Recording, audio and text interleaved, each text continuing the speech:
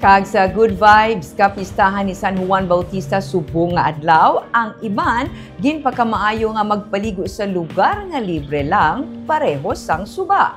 May report si Romeo Subaldo. Kung amo sini ang kolor sa tubig kag nagabiti ang init, ini kaayan maganyat magtusmaw.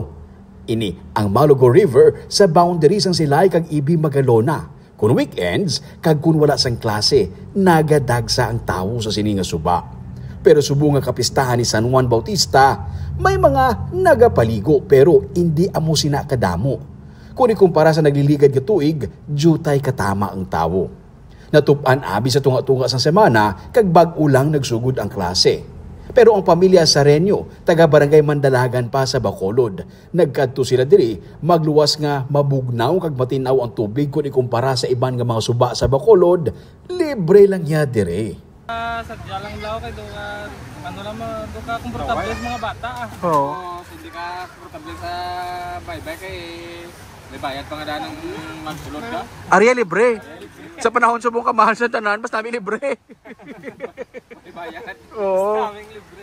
Oo. Libre sa may bayad. Kag hindi lang ang kapistahan ni San Juan ang gina-celebrate nila kundi pati ang birthday sa ila padre de pamilya nga si Jomi. Ikalima na nila nga balik-balik diri kay matawhay kuno paliguan. Yaman kay mo niya mo gina naman bisan la kwarta. Ngita gyud kami pagid la. Oo. Para makaligo. Kalingawan. Nagligad, pag duduman nyo, daw pa rin tao. Damo pa. Subong nyo, duduman mayo. May mga may mga klase la. Oo.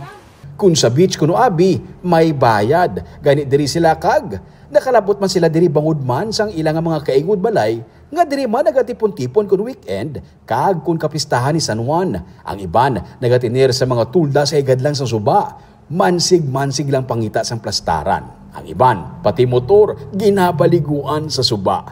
May mga nagapanakdong samtang nagatusmaw sa tubig. Pero ang labing tinutuyo, ang pagdumdum sa kapistahan ni San Juan Bautista. Romeo Subaldo para sa Digicast Negros.